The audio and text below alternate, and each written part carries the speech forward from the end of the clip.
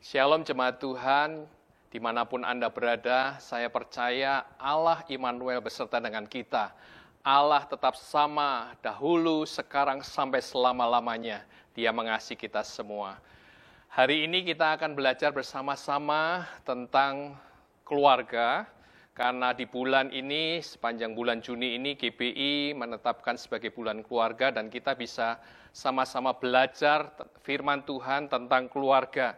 Kalau keluarga kuat, maka gereja akan menjadi kuat, dan masyarakat juga akan menjadi kuat. Dan keluarga ini adalah sebuah tempat yang diberikan Tuhan bagi kita. Kita bisa bersatu di dalam keluarga, dan kemudian di dalam persatuan itu kita bisa saling menghargai, saling mengasihi.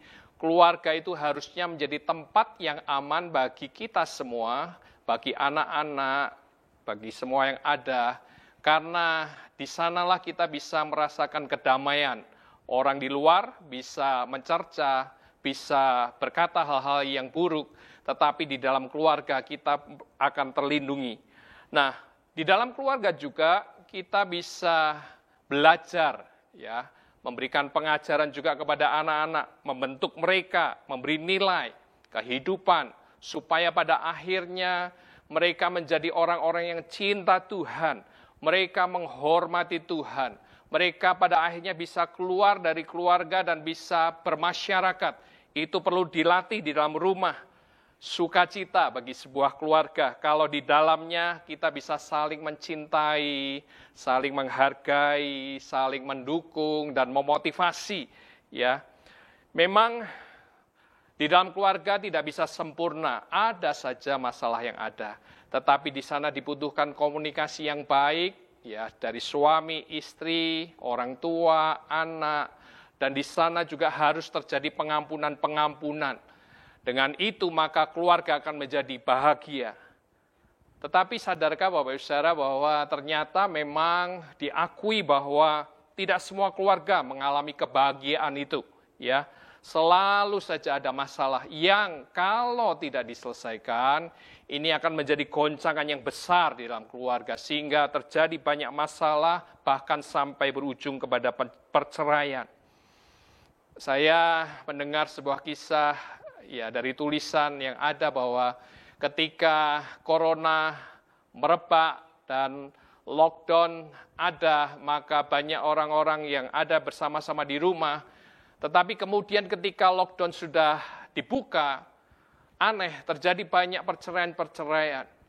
Ternyata setelah diteliti ada banyak masalah, ya mungkin kecil, ya tetapi ternyata itu memicu, ya, bagaimana orang yang dari luar mau masuk ke rumah, mereka harus bersih, ya, maskernya harus dibuang, pakaiannya harus dicuci. Dan ternyata tidak sama-sama sepaham, itu jadi masalah. Belum lagi penghasilan berkurang, belum lagi ada banyak hal yang harus mereka sesuaikan. Ternyata timbul banyak masalah karena mereka melihat banyak keburukan dari pasangan. Itu yang terjadi. Belum lagi masalah rohani. Bahkan sebuah penelitian di Amerika dikatakan bahwa ada 48% orang yang tidak ibadah, ya, melalui online yang ada, yang sudah tersedia, sehingga terjadilah penurunan kerohanian di antara orang-orang percaya. Nah, kali ini kita bisa belajar bagaimana kita mengatasi goncangan yang terjadi dalam sebuah keluarga. Mari kita belajar dari seorang yang bernama Yairus, ya. Markus 5 ayat 21-24 berkata demikian. Sesudah Yesus menyeberang lagi dengan perahu, orang banyak berbondong-bondong datang lalu mengerumuni dia. Sedang ia berada di tepi danau, datanglah seorang kepala rumah ibadah yang bernama Yairus. Ketika ia melihat Yesus, tersungkurlah ia di depan kakinya dan memohon dengan sangat kepadanya. Anakku perempuan sedang sakit, hampir mati. Datanglah kiranya dan letakkanlah tanganmu atasnya, supaya ia selamat dan tetap hidup. Lalu pergilah Yesus dengan orang itu, orang banyak berbondong-bondong mengikuti dia dan berdesak-desakan di dekatnya. Apa yang kita bisa pelajari dari firman Tuhan ini? Yang pertama, kita bisa belajar bahwa kita perlu di tengah-tengah masalah, goncangan yang ada yang mungkin terjadi dalam keluarga kita, kita perlu merendahkan diri, datang kepada Tuhan. Kalau kita lihat kisah ini, Yairus itu adalah seorang kepala rumah ibadah. Dia memiliki posisi yang tinggi di dalam rumah ibadah, tetapi dia sangat mencintai anaknya perempuan. Ia tahu, dan dia mungkin pernah mendengar dan melihat apa yang dilakukan oleh Yesus. Kalau kita membaca di dalam kitab Lukas, ya sebelum peristiwa Yairus ini ada seorang anak muda yang dibangkitkan dari kematian, yaitu di Nain. Dan mungkin dia tahu cerita ini dan dia datang kepada Yesus sebagai seorang kepala rumah ibadah. Dia tersungkur di bawah kaki Yesus, merendahkan diri. Kasih kepada seseorang itu akan membuat kita melakukan apa saja, termasuk yang dilakukan oleh Yairus.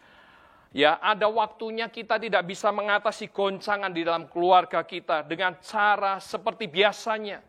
Nah, pada kesempatan itulah kita perlu datang merendahkan diri di hadapannya, karena Tuhanlah satu-satunya penolong di dalam kehidupan kita. Keluarga perlu bersyukur kalau ada orang-orang di dalam keluarga yang mau merendahkan diri, berdoa dengan tetesan air mata untuk mendoakan seisi rumah tangga yang ada. Saya katakan orang ini adalah pahlawan di dalam keluarga. Dia bersedia, ya, merendahkan diri demi hidup orang lain, berdoa dengan sungguh hati. Yairus melakukan hal itu. Dia tidak malu sebagai kepala sebuah rumah ibadah, dia melakukan. Dia tersungkur di bawah kaki Kristus karena dia tahu bahwa Kristus saja yang sanggup menolong anaknya. Nah, jika saat ini keluarga kita ada di dalam goncangan, ya, mungkin diambang perceraian, ya, ada masalah keuangan, depresi, ya, anak bermasalah dan banyak lain. Mungkin kita perlu periksa hidup kita. Mungkin kerohanian kita mulai kering dan hampir mati seperti anak Yairus itu. Apa yang kita harus lakukan? Ya, datanglah kepada Kristus, merendahkan diri, ya. Bangun mezbah-mezbah keluarga, ya. Bangun, ya, keintiman dengan Tuhan, hampiri Dia. Pada posisi-posisi seperti ini, keintiman dengan Tuhan, ya. Ada satu hal yang diperlukan bagi kita untuk merasakan kasih, anugerah, penghiburan, bahkan jawaban-jawaban doa bagi hidup kita. Rendahkan diri bersama-sama keluargamu di hadapan Tuhan. Hal yang kedua yang kita bisa pelajari dari kisah ini adalah kita perlu percaya dengan segenap hati kepada Yesus. Percaya. Ya, firman Tuhan berkata di dalam Markus 5:35 sampai 36 berkata, ketika Yesus masih berbicara, datanglah orang dari keluarga kepala rumah ibadah itu dan berkata, anakmu sudah mati, apa perlunya lagi engkau menyusah-nyusahkan guru? Tetapi Yesus tidak menghiraukan perkataan mereka dan berkata kepada kepala rumah ibadah itu, jangan takut, percaya saja. Sebuah kata-kata yang luar biasa. Jangan takut, percaya saja. Kalau kita lihat peristiwa dari Yairus ini, ketika dia bertemu dengan Kristus, ya, pada waktu itu ada banyak orang berdesak-desakan. Mungkin dengan susah payah dia datang kepada Yesus meminta tolong. Dan kemudian dikatakan firman Tuhan, dia kemudian bersama dengan Yesus menuju ke rumahnya. Tetapi kemudian di tengah jalan ada peristiwa yang tidak mengenakkan. Mungkin bagi dia sedang di dalam kebutuhan, ya, mendesak. Tapi ternyata Tuhan berbicara dan menyembuhkan. Ada seorang wanita yang 12 tahun pendarahan. Dan itu menjadi sebuah waktu yang bagi dia, satu waktu yang lama rasanya. Dia berpikir harus segera cepat-cepat ke rumah. Tetapi ternyata ada wanita, ya, yang sembuh karena kuasa Kristus mengalir dari tubuhnya. Dan kemudian juga akhirnya tiba-tiba ada dari keluarganya datang dan berkata, anakmu sudah mati, percuma engkau menyusah-nyusahkan guru. Ya. Dan pada akhirnya mungkin sebagai seorang pribadi, dia merasa kecewa, mengapa kok Yesus tidak cepat-cepat datang. Dia merasa mungkin apa yang dialaminya ini berat sekali, menyebabkan putus asa. Ya. Dan seperti itulah mungkin yang terjadi dalam kehidupan kita. Ada masa-masa di mana kita merasa kita lelah, kita kecewa dan merasa putus asa. Karena apa? Pernikahan yang hancur, ada permasalahan mungkin di dalam rumah tangga, tidak ada anak sehingga kita merasa kecewa dengan Tuhan. Ada anak atau keluarga yang pada akhirnya terikat perjudian, narkoba, keluar masuk penjara dan rasanya seperti orang yang ada di sekitar kita berkata sia-sia. Ya, tidak ada harapan, membuat kita putus asa. Tapi perhatikan hal ini. Ketika Yesus itu bertindak, maka Yesus akan menyelesaikan. Ketika Yesus itu berjanji, maka dia akan mengenapi. Yesus tidak pernah melupakan akan perkataannya. Yesus berkata, jangan takut, percaya saja. Jangan takut, percaya saja. Yairus harus berhenti dari rasa takutnya. Ya, karena rasa takut dan percaya tidak bisa berjalan bersama-sama. Orang yang takut ketinggian, ketika kita berkata, ayo naik pesawat, ya aman, ya, dan kita akan cepat sampai di tujuan. Tetapi karena takut, maka orang itu tidak akan pernah, ya, naik pesawat. Demikian juga orang yang takut dengan air, ya, kita ajak berenang. Kita berkata, ya berenang itu menyehatkan, segar badan, dan kita bisa menikmatinya. Tapi ketika dia ketakutan, maka dia tidak akan pernah berenang. Jadi, apa yang harus dilakukan Yairus? Dia harus mempercaya Yesus. Perkataan Yesus, semua orang berkata tidak ada harapan bagi Yairus. Tetapi perkataan Yesus membawa pengharapan di dalam kehidupan kita. Akhirnya Yesus hanya bersama dengan Petrus, Yohanes, Yakobus, dan kedua orang tua itu, ya, dia datang kepada anak itu.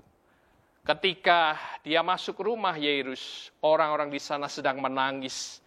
Dan Yesus berkata, jangan menangis, anak ini hanya tidur. Orang-orang mentertawakan. Mereka tahu apa yang terjadi. Anak itu mati. Ya. Mungkin orang-orang sekitar kita berkata, tidak mungkin. Anakmu sudah mati. Ya. Usahamu sudah mati. Keluargamu sudah rusak. Ya, terjadi perceraian. Ada banyak masalah dengan anakmu. Tidak mungkin bertobat. Mereka mentertawakan Yesus. Tapi Yesus dikatakan mengusir mereka. Dan Yesus berdoa dengan orang tua. Petrus, Yakobus, Yohanes diajaknya. Dan Yesus berkata, talitakum. Anak itu bangkit. Dan akhirnya anak itu bangkit dari kematiannya dan kemudian diberikan makan. Ya, itu sebuah peristiwa yang luar biasa. Jadi Bapak Ibu Saudara, kehidupan kita, mungkin orang lain berkata tidak mungkin. Mungkin orang lain berkata satu hal yang mustahil, mentertawakan kita. Tetapi di dalam Yesus selalu ada pengharapan. Yesus berkata, jangan takut, percaya saja. Mari kita lihat sebuah kesaksian dari rumah tangga yang dipulihkan Tuhan. Saya percaya hal ini akan menguatkan kita dan menolong kita untuk tetap kokoh di dalam goncangan-goncangan kehidupan yang kita alami. Berawal dari keisengan mengerjai seorang pria yang adik saya minta, saya kenalan dengan si pria ini dan akhirnya saya begitu berasa mendapatkan sesuatu hal yang saya sebenarnya dulunya nggak dapat dari suami, yaitu perhatian. Itu tuh membuat saya happy banget gitu loh. Saya pun setiap weekend pulang kantor, saya mendapati istri saya mempunyai acara lain di luar rumah dengan alasan senam ataupun berkumpul dengan siapa begitu. Awalnya tidak curiga, tapi lama-lama bingung. selama 1 tahun berjalan hubungan itu, rasa bersalah yang ada dari setengah hati saya itu sebenarnya tertutup. Karena siraman-siraman kasih dari si pria ini yang membuat saya, enggak lah, enggak apa-apalah. Ini sesuatu hal yang membuat saya enak juga kok. Jadi ya itulah yang membuat saya terus jalanin ini. Ada di hotel bersama dia, ataupun bahkan saya melakukan hal yang benar-benar keji banget buat suami saya, yaitu saya membawa pria ini ke rumah. Saya melakukannya pun di ranjang pernikahan kita berdua.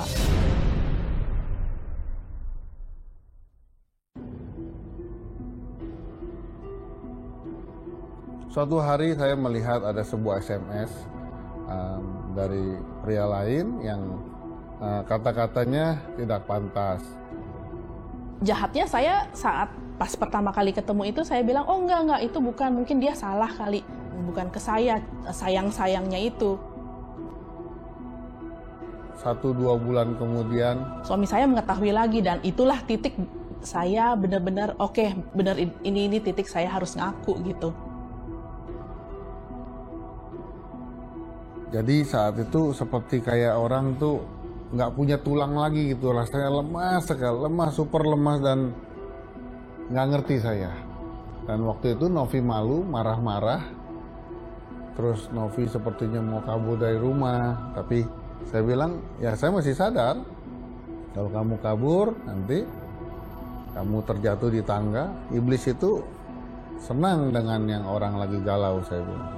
Saya merasa malu juga, saya merasa takut juga, dan sampai situ, tapi suami saya nahan saya.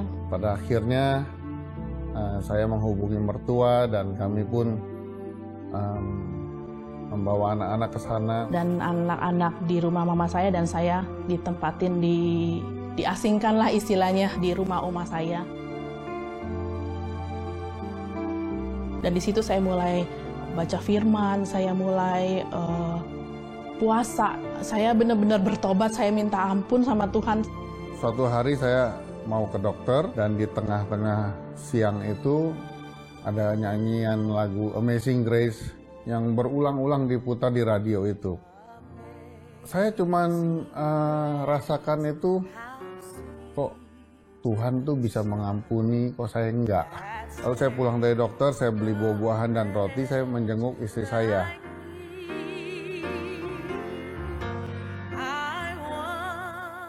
Dari diri saya kayak seperti ada action yang untuk mengasihi kembali istri saya, dan saya akan berpikir, istri saya akan kemana abis ini ya? Mungkin dia luntang-lantung di mana, nggak jelas, dan anak-anak mau bagaimana gitu. Bisakah saya kembali ke semula? Saya cuma berdoa satu macam. Saya nggak ngerti tentang pernikahan juga, saya nggak paham seperti hari ini saya mempelajari banyak hal tentang pernikahan. Saya cuma minta, Tuhan, saya mau keluarga saya kembali lagi seperti semula. Dan saya mau utuh kembali. Itu saja. Saya melihat anak-anak saya juga masih kecil ya. Saya seperti melihat Tuhan gitu loh di dalam suami saya, karena begitu cintanya yang unconditional itu, yang tanpa pamrih, tanpa syarat, dia bawa saya kembali, yang begitu kotor dan luar biasa. Tuhan yang menyempurnakan cinta kita lagi. Puji Tuhan, kesaksian yang menguatkan kita. Tuhan bisa memulihkan semua masalah dalam kehidupan kita. Kuatkan dan teguhkan iman kita, berharap kepada Yesus, dan tetap mengasihi Yesus apapun yang terjadi dalam kehidupan kita. Bukan terserah, tetapi berserah kepada Tuhan. Artinya apa? Kita tetap percaya Tuhan akan menolong, kita melakukan hal yang baik, sampai Tuhan memulihkan kehidupan keluarga kita. Itu sebuah tindakan yang aktif. Ya, jangan takut, percaya saja. Dalam Yesus selalu ada pengharapan. Percaya Yesus akan menyelesaikan masalah dalam kehidupan kita. Hal yang pertama adalah kita merendahkan diri di hadapan Tuhan. Yang kedua, kita percaya bahwa Yesus sanggup menolong kita. Dan yang ketiga, baiklah kita menceritakan perbuatan Yesus dalam kehidupan kita. Di dalam kisah ini sebenarnya dikatakan bahwa Yesus berpesan kepada mereka supaya jangan seorang pun mengetahui hal ini. Ya, Yesus berkata, jangan bicara kepada orang-orang. Tetapi saya membayangkan, bukankah saat itu ada banyak orang yang bersama dengan Kristus, dan kemudian ada banyak orang yang menyaksikan bagaimana anak itu mati. Dan orang-orang ini tentunya tidak bisa menutup mulut mereka, seperti yang dikatakan di dalam kitab Matius, maka tersiarlah kabar tentang hal itu ke seluruh daerah itu. Itu yang terjadi. Sehingga mereka berkata-kata apa yang mereka alami, apa yang mereka lihat. Dan terbukti juga ini yang dilakukan oleh Petrus dan Yohanes ketika mereka diancam. Jangan mereka memberitakan Yesus yang mati dan kemudian bangkit. Tetapi Petrus berkata, sebab tidak mungkin bagi kami tidak berkata-kata tentang apa yang telah kami lihat, yang telah kami dengar. Itulah yang harusnya terjadi dalam kehidupan kita. Kita merendahkan diri minta tolong sama Tuhan. Kita percaya kepada Tuhan. Ketika Tuhan sudah menolong kita, baiklah kita menceritakan apa yang kita alami kepada orang-orang yang mengalami mungkin hal-hal yang sama dengan kita. Orang-orang yang perlu dikuatkan. Ya, ceritakan pengalaman rohani kita yang mengubah hidup kita. Supaya mereka tahu dan sadar bahwa di dalam Yesus ada pertolongan. Ketika kita bercerita tentang pertolongan Tuhan, sebenarnya itu juga makin menguatkan iman percaya kita kepada Tuhan. Ya, mulai dari hal-hal sederhana sebelum mungkin kita bercerita kepada orang lain. Ketika kita mengunjungi orang yang sakit, ya, jangan Anda pulang tanpa berdoa untuk dia. Ketika Anda datang kepada orang yang bermasalah, jangan pulang sebelum Anda berdoa. Dan kemudian kalau ada kesempatan, Anda mulai belajar berkata-kata, bercerita tentang apa yang Anda alami bersama dengan Tuhan. Saya percaya mereka akan dikuatkan, ya, membuat mereka kenal kepada Yesus dan pada akhirnya menjadi murid-murid Kristus. Sebagai kesimpulan kita, ya, iblis itu menghendaki kehancuran. Tetapi Tuhan ingin memberkati setiap keluarga. Jadikan keluarga kita sebagai pusat kerajaan surga, di mana Yesus itu memerintah di dalam kehidupan keluarga kita. Peraturan-peraturan Yesus itu yang kita lakukan. Ya, bagaimana seorang suami mengasihi istri, istri harus menghormati suami. Ya, tunduk kepada suami. Anak-anak menghormati orang tua. Orang tua jangan membuat sakit hati anak-anak. Semua hal yang dikatakan oleh firman Tuhan kita belajar. Belajar mengampuni, belajar hidup kudus. Belajar kita saling menghormati dan banyak hal yang dikatakan firman Tuhan. Baiklah kita belajar di dalam keluarga kita. Hampiri Tuhan setiap saat. Jangan hanya pada waktu kita ada di dalam masalah. Rendahkan diri, buat hubungan intim dengan Tuhan. Dan kalau saat ini Anda di dalam goncangan, datang kepada Tuhan, percaya, ya, firman Tuhan mengingatkan kita kembali, percaya saja, jangan takut. Percaya saja, jangan takut. Biarlah itu menjadi iman, percaya di dalam kehidupan kita. Ya, karena Yesus sanggup menyelesaikan semua masalah yang ada dalam kehidupan kita. Mungkin orang lain berkata tidak mungkin. Tetapi di dalam Tuhan segala sesuatu mungkin. Dan kemudian jangan lupa ketika engkau sudah ditolong Tuhan, ceritakan hal ini. Dan orang lain akan dikuatkan melalui kehidupan dan apa yang kita ceritakan kepada mereka. Selamat menikmati berkat Tuhan di dalam keluarga. Anugerah Tuhan melimpah bagi kita semua.